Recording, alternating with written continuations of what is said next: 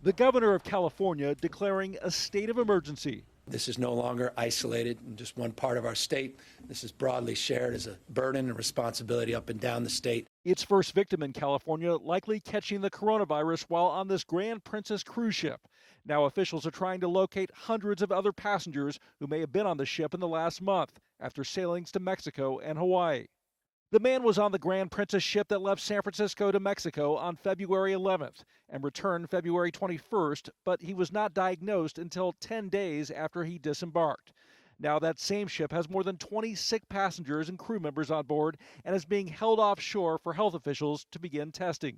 We are going to be flying testing kits to the cruise ship, and we are going to be sending those quickly back to the state where we'll be able to test very quickly, within just a few hours, those samples to determine whether or not these individuals that are symptomatic just have traditional cold or flu or may have contracted the COVID-19 virus.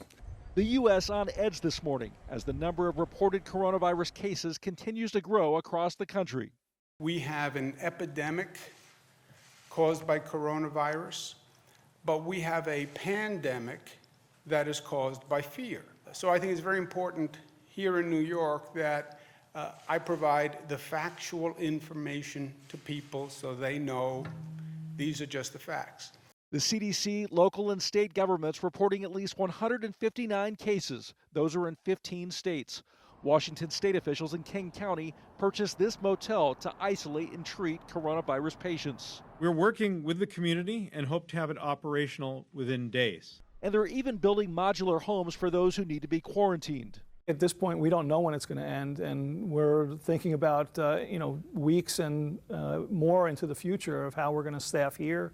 Both Amazon and Facebook urging their Seattle workforce to work from home until the end of the month, after each company had one employee test positive for coronavirus. The outbreak is also having an effect on the travel industry.